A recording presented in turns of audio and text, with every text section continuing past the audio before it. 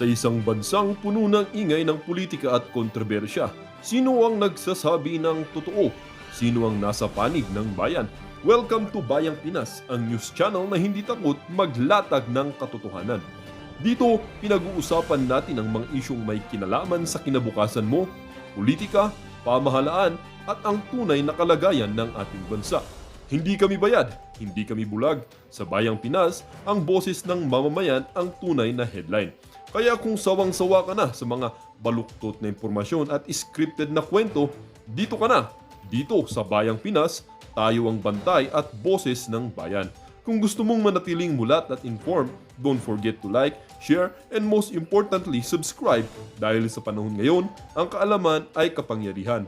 Ito ang Bayang Pinas, balitang totoo, pusong makabayan para sa sambayanang Pilipino. Tara na't alamin ang tunay na balita. Ang reinforced river wall sa Baliwag, Bulacan na nagkakahalaga ng 55 million pesos, ghost project o guni-guni lang pero sinabing kumpleto na ito. Pati ang dalawang ininspeksyon ng Pangulo na proyekto sa Kalumpit na may kontratang pirmado ni Alcantara, bayad na pero substandard naman. Paliwanag ni Alcantara, nagbase lang siya sa dokumentong pinasa ng inspectorate team at hindi niya personal na ininspeksyon ang mga proyekto. Negligence on my part. Inamin ko po may kakulangan ako dahil I did not personally go to it. Inaprubahan na rin ang motion ni Akbayan Party List Representative Shell Jokno na magkaroon ng full disclosure o sabihin ng mga miyembro ng Infracom kung may conflict of interest sila sa pagdinig. Yan ay dahil ilang kongresista ang dinadawit din sa mga proyekto. Bibigyan ng 5 araw ang mga miyembro ng Infracom na magsumite ng kanilang written disclosure. Nagbabalita mula sa Frontline, Marian Enriquez. Oh, 'di ba? Ang galing. Palakpakan. 'Di ba? Oh, ano? Ay sandali, banat bay. Sandali lang. 'Di ba sabi nga sa isang balita na tinanong ni Senator Bato si Diskaya na kailan pa daw nagsimula yan, 2016, 'di ba? Oh. Kaya tuloy, etong si Aling Claire, aba, may patutsada na naman sa mga Duterte. O, pakingge. Kunin ko na rin po ang reaksyon ng palasyo tungkol sa sinabi ni VP Sara. Hindi ho kumbinsido ang Vice President sa isinasagawang investigasyon ito ng Pangulo. And if I may quote, kung seryoso lang talaga ang Presidente, tapos na yan sa isang araw lang. Matuturo niya lahat na may kagagawa ng corruption sa budget. Pero well, as you can see, parang nanonood tayo ng sarsuela. Okay, isang araw lang matatapos ng investigasyon? That is absolutely preposterous. Nakso. Ang Pangulong Marcos Jr., hindi po siya nagsasagawa ng investigasyon ala tokhang way. Oh, naknum po. Nirerespeto ng Pangulo ang due process, Nak- nirerespeto ng Pangulo ang human rights. So kaya po dumadaan ang lahat sa proseso. Kung isang araw lang po dapat ito na imbestigahan, sana po ay ito ay kanyang nasuggest noon sa kanyang ama dahil mismo ang dating Pangulong Duterte ay umamin na maraming ghost projects rampant noon. This is November 2020 nilabas. Pero may nasibakbang secretary ng DPWH sa panahon niya. Ayan, ha? Muli, ang pag-iimbestigang ito para sa taong bayan, hindi para sa pamumulitika. Ginagawa ito ng Pangulo kahit tatamaan ang kanyang administrasyon. Okay. So, ayan ang bitaw nito. Kasi sinabi ni BP Sara Duterte, nung isa sa interview namin doon sa The Hague sa kanya, sabi niya doon ay, madali lang naman yan. Isang araw lang yan. Tapos yan. Alam mo, mga kababayan, anong konteksto nun? Kasi remember, doon during that interview, inulit din ni BP Sara Duterte yung pinaka-problema. Ano yun? Sabi niya, 2 tao lang naman yan. Sinabi ko na noon, 2 tao lang yan. Si Romualdez at saka si Zaldico, pasagutin nila. Yun ang konteksto noong sinasabi ni BP Sara Duterte na isang araw lang yan, tapos yan. Alam natin ng lahat ng magiging solusyon at sagot sa problema na ito kung si Marcos ay pupunahin niya yung kanyang pinsan. Maaring kahit hindi nga niya ipunahin si Saldico dahil command responsibility naman yun eh. Nasa pinsan niya lahat ng sagot sa lahat ng problema patungkol dito sa mga ghost project. Wala nang iba makakasagot niyan kung hindi yung kanyang pinsan. Yan ang ibig sabihin ni VP Sara Duterte na isang araw lang yan, tapos na yan. Yun eh. Kaya lang, syempre, etong si Aling Claire, sadyang mahina ang umunawa. Ang kanyang understanding ay masyadong mababaw at ang understanding niya, basta ako itinalaga dito para batuhin ang mga Duterte. So kailangan kong balikan ang mga Duterte sa kanyang statement. Ang problema, siya ang nabalikan. Sinabi niyang wala daw, nasibak noon. O ipakita natin mga ladies and gentlemen ha. Baka kasi sabi ninyo fake news eh. Ito, pakita natin ito. Wait lang, Chotomate, tatay, Chotomate. Wait lang po. Hindi pa naayos yung audio sa akin. Ito, ha. Pakingge, mga kababayan. Makinig. Bagman is the district engineer. Has been staying in position for at least 10 years. Secretary Mark issued an order for the transfer of said district engineer. Dito ha, sinasabi niya yung mga problemang ni-report sa kanya. At alam nyo, ladies and gentlemen, para lamang po sa kaalaman ninyo ha, ladies and gentlemen, dito rin yung panahon na may binanggit siyang pangalan ng mga congressman. Hindi lang nasama sa video na ito. But until now, it has not been implemented due to the intervention of Congressman Sato. Well, the Secretary of DPWH is listening now, maybe. Somebody should relay the message. Na itong si District Engineer, kung sino naman itong yawa na ito, you are relieved beginning tomorrow. You are listening. This is nationwide. Secretary Mark Villar, kindly implement the order. Get him out of the office by tomorrow, noon time. Former District Engineer Lorna Ricardo has been removed from her post due to the expose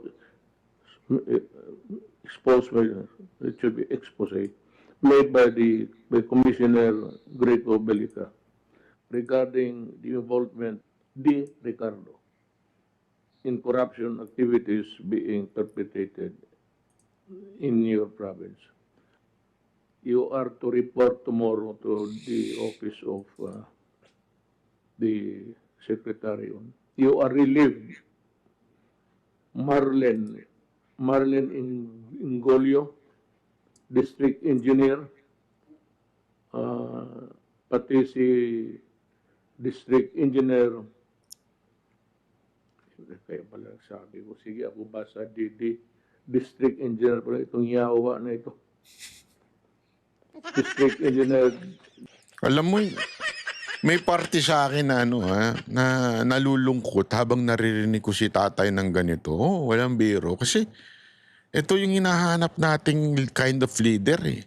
Diba? Mantakin nyo ang tagal-tagal na yung announcement ni Marcos tungkol dito sa flood control. Yung, maya naman kayo doon sa zona. Wala naman nangyayari. Hanggang ganun lang. Maya naman kayo. Puro investigasyon.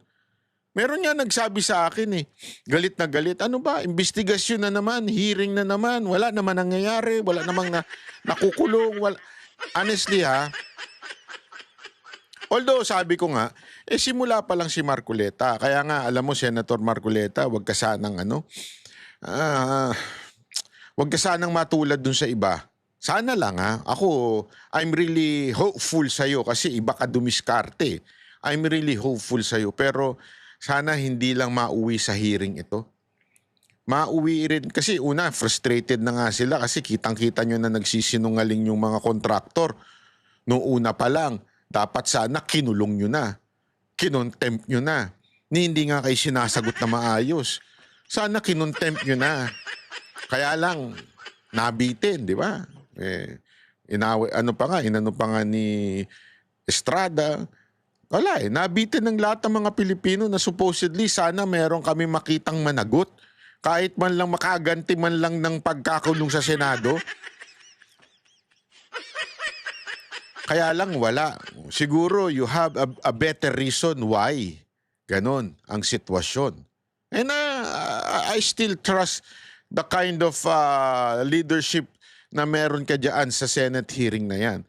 Pero honestly, bitin ng mga Pilipino. Bitin ho. Bitin ng taong bayan. Nakikita na natin lantaran na nagsisinungaling, hindi pa natin pinakontempt. Una yun. Pangalawa, hindi lang dapat kontraktor. Hindi lang dapat DPWH district. Dapat, you start calling the real mastermind sa matinding corruption na to. And we all know kung sino yun. Pinapangalanan na ng iba. Bakit ang Senado parang...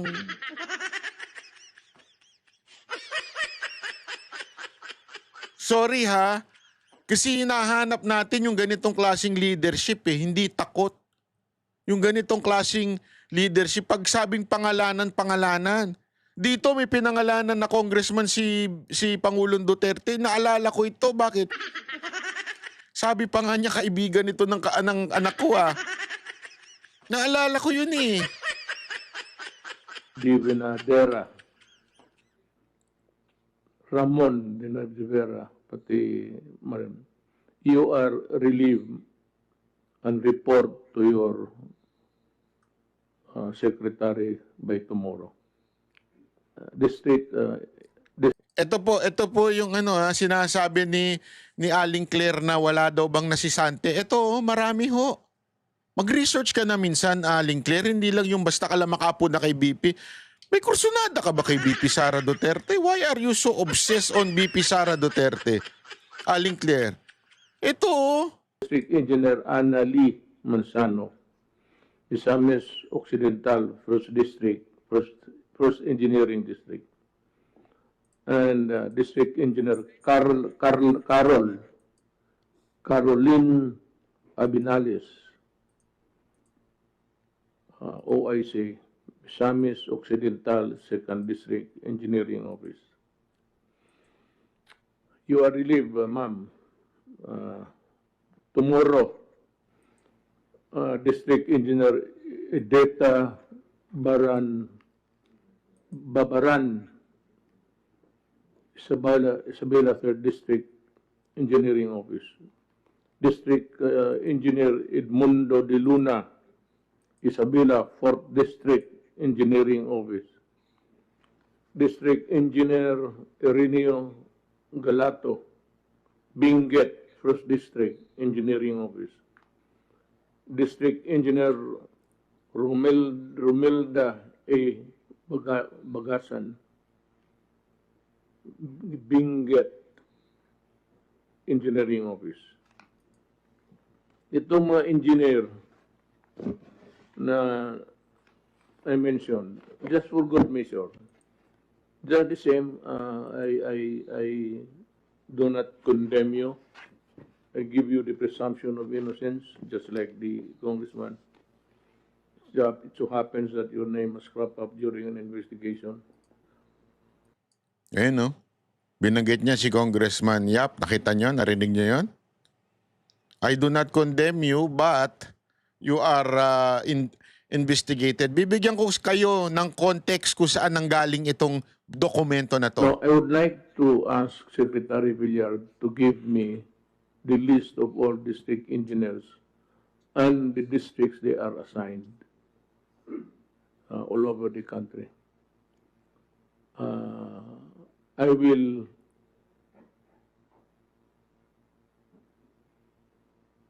reorganize the assignments. Ikotin ko kayong lahat. Ayan. Nakita ninyo? Alam mo yon, dito, hard si PRRD, pero at the same time, binibigyan niya naman ng due process itong mga tao na ito. Ngayon, binanggit lang niya para magkaroon na ng warning kung sino yung dapat masibak at dun sa iba, i-reshuffle niya na ngayon. Diba? Kasi pag na-reshuffle ka na dyan, halimbawa si District Engineer Dayukyok, halimbawa, kaibigan ng isang district dyan sa Bicol, halimbawa, nalipat si Dayukyok doon sa iba.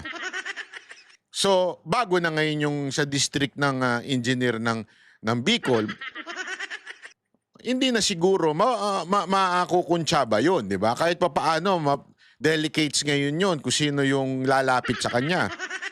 Talagang taga Bicol, hindi kasi naririnig din natin yung Bicol na salita. Ewan ko ba ba't bidang-bidang ngayon ng Bicol? Hindi, eto.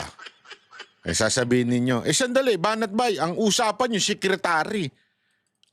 Kasi nga, ladies and gentlemen, tandaan ninyo, ang sinasabi dito ni Pangulong Duterte yung Ghost Project, yung pinakita ni Aling Claire, sino ba talaga ang may kasalanan yan?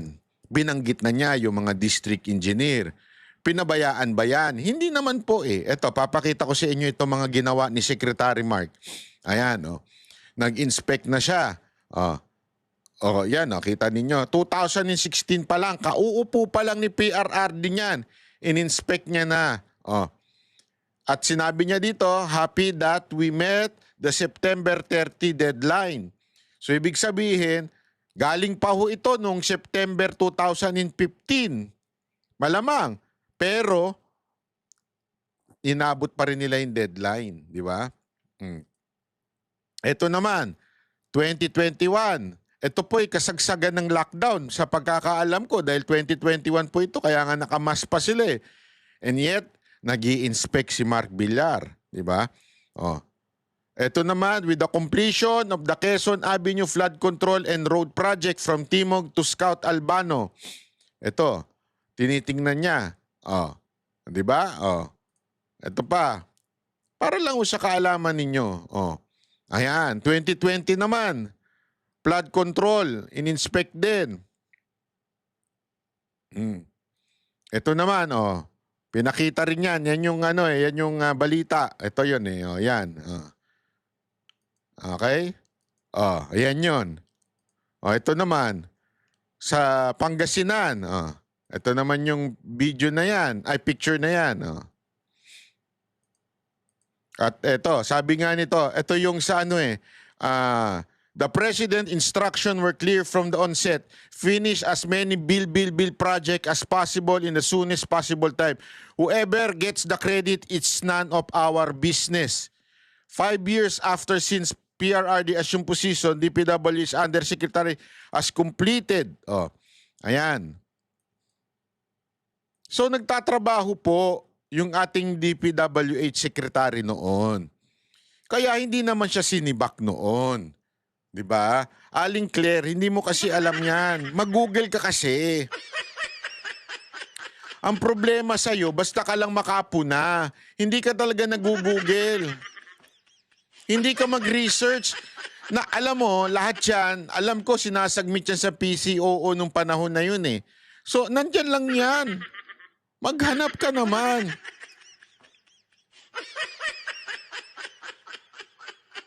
Diba? Yan ang problema sa iyo eh. Ito pa, pakita natin tong balita na ito ha. Nagpaparamdam ang ilang kontraktor at opisyal ng DPW. Para pala mga multo ito mga ito. Nagpaparamdam ang mga animal.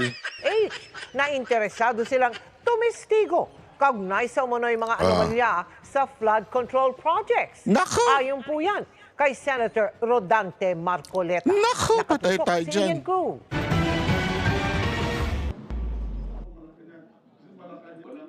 Sa gitna ng mga pagdinig sa mga umano'y anomalya sa flood control projects ng gobyerno na kundi substandard, ghost projects. May mga interesado raw na tumestigo na nagpaparamdam na kay Senate Blue Ribbon Committee Chairman Senador Rodante Marcoleta. Merong mga feelers, kaya lang ang aking sinasabi, Gusto ko munang makita yung extent ng kanilang sasabihin bago. Kung wala namang bago, paano naman yun? So, pinakamaganda, ma-determine natin. Ano ba sasabihin mo? Meron ka bang ituturo? Magtatapat ka ba? Pagkatapos, saka natin titimbangin. Ilan daw dito ay mga kontraktor pero may mga taga DPWH rin. Kinukumbinsi yung nagtapat eh. Marami kasing nakarinig. So sabi ko, puro dinig lang yan. Gusto ko, meron talagang lilitaw na magsasabi. Sabi pa ni Marcoleta, meron din daw personalidad na may kinalaman sa proyekto ang nasa ibang bansa na. Hindi naman ibig sabihin lumabas dahil doon. Merong nandun sa ibang bansa.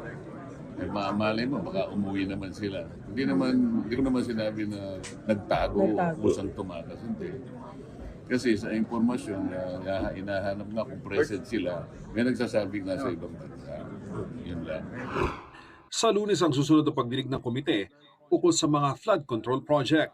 Pero ngayon pa lang, dumidistansya na si Majority Floor Leader Senador Joel Villanueva at iginiit na wala siyang transaksyon kay dating District Engineer ng Bulacan 1st District Engineering Office na si Engineer Henry Alcantara. Pinaplano rin daw niyang magharap ng reklamo laban sa mga nagpapakalat ng mga larawan at video na kasama niya si Alcantara. Sir, wala kayong transaction with Alcantara? Never. Ano ba yung transaction? District engineer siya. Lahat ng senador, lahat ng secretary na pumunta sa presidente ng Pilipinas nandun nakakasama siya. So, yun ba is an evidence na sangkot? Bakit si Joel lang yung tinuturo? Bibigyan ko kayong lahat ng picture nilang lahat. Bibigyan ko kayong lahat ng video nilang lahat. So, bakit? Bakit ako? Bakit ako? Kasi nagpapagulo sila. Gusto nilang guluhin. Si Senador Bato de la Rosa naman, sinabing lahat ng flood control project sa iba't ibang administrasyon dapat imbestigahan dahil kailangang malaman ng taong bayan kung nagamit ng tama ang buwis nila. Kasunod ito ng pagsabi ng may-ari ng kontraktor ng Alpha and Omega na si Sara Diskaya na pumasok sila sa flood control projects mula noong 2016, panahon ni dating Pangulong Rodrigo Duterte. Pero ng bayan yan eh. Hindi porque during the time of PRRD, i-exempt natin sa investigation. Hindi po pwede yun. Kung bumuo sila ng kulukuhan, kahit na panahon pa ni Pinoy kasi noon pa yan, panahon pa ni Pinoy sila nagkakuha ng mga kontrata sa gobyerno. Ayan, issue yan ngayon yung sabi ni Diskaya na 2016 pa siya nagsimula. Alam mo, hindi naman ng problema, again I am against any form of corruption, pero puntiryahin natin. Ang tanong nung 2016 ba na nagsimula si Diskaya, ay yung mga proyekto ba na yon ay natapos o hindi? Alam niyo, tinanong niya ni Senator Bongo at sumagot siya na oo, natapos naman, maayos naman. Kasi alam mo, same people lang naman yung mga kontraktor. Kasi remember, may lisensya sila para bagang ina-accredit ng DPWH. So, lahat ng mga kontraktor ngayon ay dati ng kontraktor. Ngayon, ang tanong, ibig bang sabihin nun, pwede sila maging mabuti? Pwede. Bakit sila naging masama ngayon? Kasi nga, ang according, ako mismo may nakausap ako, hindi ko na lang babanggitin. Ito, matino ito noon. Nakasama pa namin ito noon. Hindi ko na lang babanggitin kung saan. Oh. Nakasama pa namin ito noon. Matino itong kausap. At tinanong ko sa kanya, kamusta ba ang kalakaran sa gobyerno ngayong panahon ni Duterte? Alam mo, sabi niya, wala, mahirap ngayong magnakaw. Yun ang sagot niya. Itong kontraktor na ito, medyo aminado ito na kumikita. Sabi niya, mahirap magnakaw ngayon. Magnanakaw ka pala. Sabi ko sa kanya, magnanakaw ka pala. Kasi hindi ko naman siya nakilala through government affairs Nakilala ko siya through riding. Sabihin, ano ba yung nagra-ride? Kasi marami mayayaman dyan Ang sagot lang nila sa akin, yung mga rider na mga mayayaman dyan, sabi nila, mahirap magnakaw ngayong panahon ni Duterte. Medyo kami ngayon. Medyo, anong tawag doon? Laylo muna kami ngayon. Yan ang sabi nila. Tapos, Ngayon, tinanong ko na ngayon, itong panahon na presidente na si Marcos, alam mo, sabi sa akin, the same people na nagsabi sa akin, lalo sila nung panahon ni Duterte, ngayon daw, ang bilin sa kanila, hindi ko alam kung sino yung nagbilin, ha? Basta ang bilin sa kanila, kunin nyo na as much as possible. Baka hindi tumagal ang administrasyon na ito. Seryoso ba kayo? Hindi, yan ang pagkakwento sa akin eh. Basta, kumuha na kayo ng kaya ninyong kunin dahil hindi tayo sigurado kung tatagal itong gobyerno to. Yun ang sagot sa akin. Sabi ko, mga walang Diyo kayo. And matagal ko na kinikwento sa inyo ito, kung maaalala ninyo, bago pa nagputukan ito mga issue na to. Di ba? Noon pa lang kinikwento ko na sa inyo ito. O ngayon, nagputukan na. O di tama pala tayo noon. Di ba? O anong ibig ko lamang sabihin? Wala akong problema dun sa kontraktor. Yung kontraktor, sabi ko nga sa inyo, ganito lang kasimple yan ha. O, mga pamilya, mga nanay, mga tatay.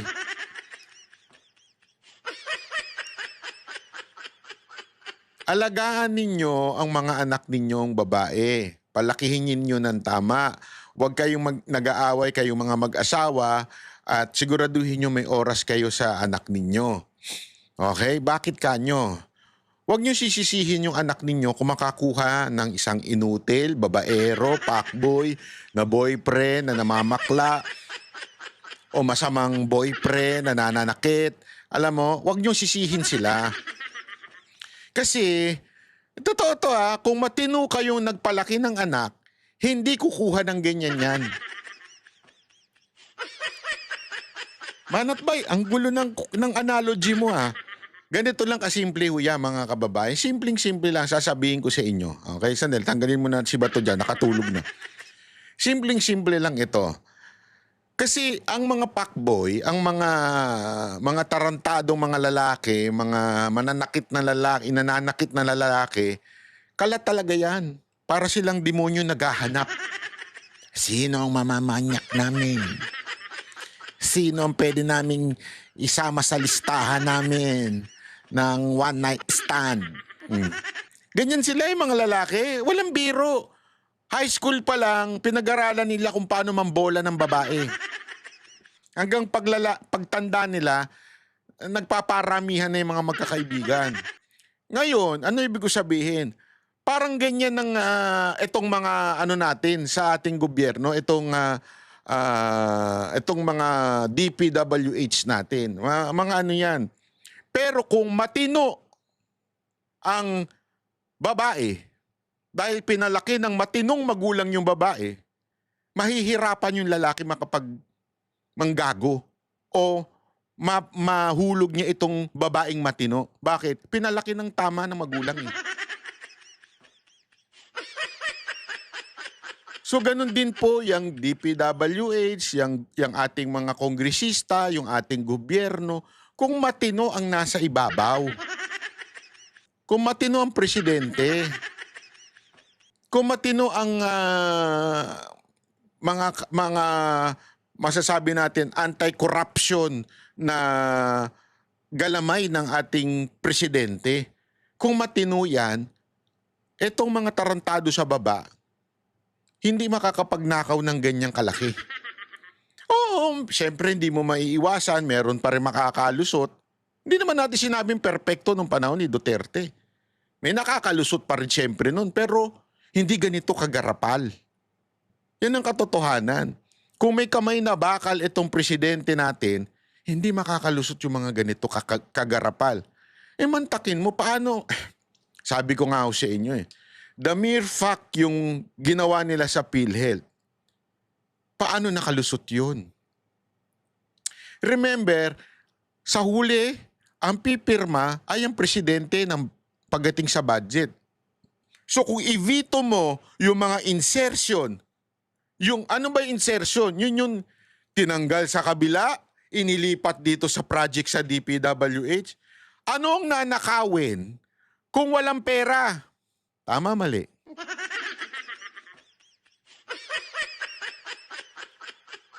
So, pinabayaan lang ng presidente yun.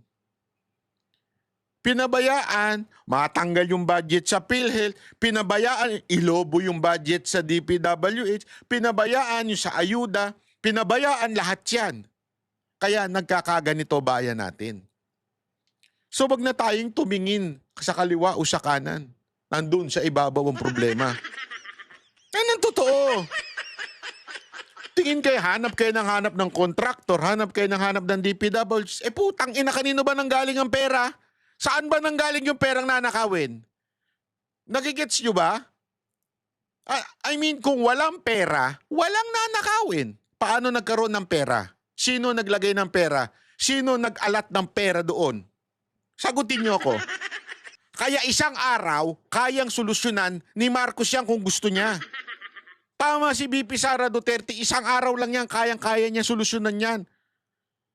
Kunin niya kung saan ang pinakapunot dulo, bakit nagkaroon ng pera doon. Ang hanapin yung nakokornian ako eh. Sa totoo lang nakokornian ako yung pupunta yung customs, BIR kila Diskaya para ano yung kotse. Ang corny ninyo. Pasensya na pero ang corny ninyo. Sa totoo lang, napaka-corny ninyo. Hindi yan ang problema. Alam ko, halimbawa, totoo yung sinasabi ninyo, they acquired it in a wrong way. Sige, sabihin na natin totoo. Saan ang galing ang pera? Yes, maybe. I'm not saying they acquired it in a wrong way. Maybe they did that illegally. Again, saan ang galing ang pera? Paano sila nagkaroon ng ganyan kadaming proyekto? DPWH tambayan? Hindi! Katarantaduhan yan. Katarantaduhan yan. Kaya nga alam nyo mga kababayan, mas merong nakakaunawa dyan. Gusto nyo malaman kung sino yung nakakaunawa? Eto, papanoorin nyo nito. Nilusob at niransak ng mga Indonesian ang ilang bahay ng mga politiko. Winasak nila ang mga luxury car at tinangay ang mga mamahaling gamit. Ang ugat niyan, korupsyon sa gobyerno. Narito ang Frontline News Abroad. Puwersahan ng pinasok ng mga galit na Indonesian ang bahay ng ilang miyembro ng parliament. Isa na riyan si MP Ahmad Saroni. Kabilang sa pinuntrihan ng publiko ang luxury cars na pag-aari ng politiko. Pinagpapalo at winasak nila yan. Habang ang kanyang mga gamit mula refrigerator, TV, mga plato, mamahaling damit, relo at bag at kahit pang life-size Iron Man statue, tinangay. Nilooban din at tinadtad ng spray paint ang bahay ng politikong si Uya Kuya. Nauna nang niransak ng mga realista ang bahay ng Indonesian Finance Minister. Sinunog din nila ilang government office, pati headquarters sa mga pulis, hindi pinalagpas. Ang ilan naman may dalang watawat ng kilalang Japanese anime na One Piece, na naging simbolo na ng protesta sa mga polisiya ng gobyerno sa bansa. Sa halos isang linggo ng mga riot sa Indonesia, 8 na ang naitalang nasawi. Nag-umpisa yan ng tutulan ng mga estudyante at iba pang progresibong grupo ang 50 million rupiah o higit 170,000 pesos na house benefits kada buwan ng halos 6 na raang miyembro ng House of Representatives. Grabe no, yun lang yung kinagalit niya Diyan nagsimula. Marami nang naging bunga yung gulo, ba't nagkaganyan? Pero nagsimula lang yan dahil dun sa more or less 170 million to 180 million in peso na yung dinagdag sa sahod ng mga ng mga opisyal na parang housing allowance. Mantakin mo 180 million lang. Ay 180,000 lang Sorry, hindi not million. 180,000 lang bawat kanilang opisyal dinagdagan. Na wala pang hindi pa aabot ng bilyon. Dito sa atin magkano na ninanakaw?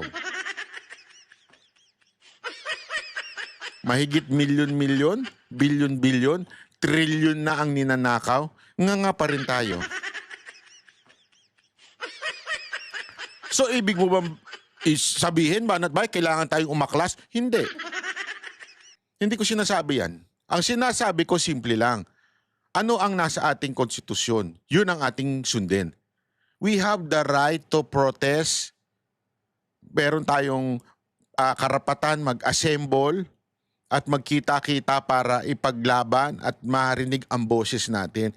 Kasi ito hindi to biro Ako ay against po ako sa any form of rebellion. Ayoko ng rebellion. Rebellion comes from the demon or from the devil. Hindi dapat natin gawin yan. Okay? Hindi tayo maging violente. Pero ladies and gentlemen, we have to voice out our concern, our hatred against corruption. Kailangan natin ilabas yan. Kailangan natin magsimula na magalit sa korupsyon. Hindi sa politiko. Again bakit kanyo? Kasi may mga pinklawan, mga tarantadong pinklawan dyan, mga tarantadong vlogger. Kitang-kita na nila yung korupsyon na nangyayari sa Kamara at sa Senado at sa mga government official natin. Pero pinupuntirya nila. Si Duterte pa rin. Dito mo makikita na napakawalang yan itong mga animal na ito. Kesa na sana magsama-sama tayo, let's unite against corruption. Putang ina ninyo, si Duterte pa rin na may kasalanan sa inyo. Kaya walang nangyayari sa bayan natin Ultimong problema natin, corruption, anything. Si Duterte lang ang nasa mata ninyo. Yan ang totoo. Yan ang problema. Tayo rin Tayo rin ang problema. At tayo, again hindi ko sinisisi si Marcos dahil kasalanan o dahil anti-Marcos lang ako, pro-Duterte ako. Hindi. Kasi siya yung nakaupo ngayon. Siya dapat ang sumusolusyon nito. Kung nakaupo si Duterte ngayon, magagalit din ako. Bakit pa pinababayaan niya ito? Nagkataon, hindi siya nakaupo. Si Marcos lang. So dapat si Marcos ang sisihin. Kung sino yung nakaupo na hindi masolusyonan ng problema sa korupsyon, siya dapat ang sisihin. Hindi dahil sa anti-Marcos lang ako, pro-Duterte lang ako. Hindi ganun. Kahit sino pa yan nakaupo. Bakit ako nagagalit sa speaker? Siya rin yung nakaupo Tanggalin nyo yan. Palitan nyo ng pro-Duterte speaker yan. Magagalit din ako kung pababayaan niya ito. Kasi pera na ng taong bayan ito Pera na ng bawat isa. Alam mo nga, nung nagsha-shopping ako sa Europa, nagsha-shopping. Meron silang tinatawag na tax refund doon. Ibig sabihin, pagbayad mo, pwede mo makuha yung tax pag sa airport ka na. Di ba? Pwede mo nang makuha yung tax doon. Sa loob-loob ko, bakit sa atin parang walang ganun?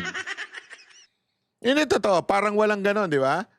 Kasi parang sinasabi natin na parang hindi natin nararamdaman, di ba? Hindi ho totoo yun. Pag iisipin mo na mabuti, nagbabayad tayo ng tax sa bawat bili natin. Hindi lang tayo sanay doon sa magkano na ba tax niyan. Kasi sa ibang bansa, nakaseparate yung computation ng real amount and the tax. Nakaseparate. Sa atin kasama na. So hindi lang natin napapansin pero lahat ng binibili natin may tax yan. Kaya nagmamahal yung iba dahil di sa mga tax. Tapos sa sahod natin, matik na yan. May bawas na sa tax. Sa bawat natin, transaksyon, may bawas yan sa tax. And ladies and gentlemen, yan po ang ninanakaw ng mga opisyal natin. Pero bakit ito mga taga-Indonesia, maliit na bagay lang yung kanilang ikinagagalit, pero ganyan na kanilang reaction. Tayo, bilyon-bilyon na, nga. Tangina pa yung mga pinklawan. Ang target lang si VP Sara Duterte. Nakita na, hindi, una-una wala nga siya sa executive branch, wala siyang doon Wala siyang silbi doon, hindi siya makikita doon. Paano siya kikita doon? Hindi siya congressman, di ba?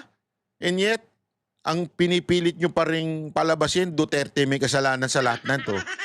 Kung hindi naman din kayo mga tarantado, mga pinklawan, kaya walang nangyari sa bayan natin dahil sa inyo, mga hayop kayong hipokrito kayo. Bakit hindi ninyo sisihin ng Kamara? Hindi ko magets. Ang pinupuntirya nila ngayon, si Chis Escudero. O mga gunggong din talaga ito, mga ito, no? Alam ng lahat ng mga mambabatas yan. Ang Senado, hindi sila ang final na nag-a-approve dyan. Alam yan, si Tiangco na nga nagsabi. Walang saysay lahat yan, small committee lang ang nagdidesisyon dyan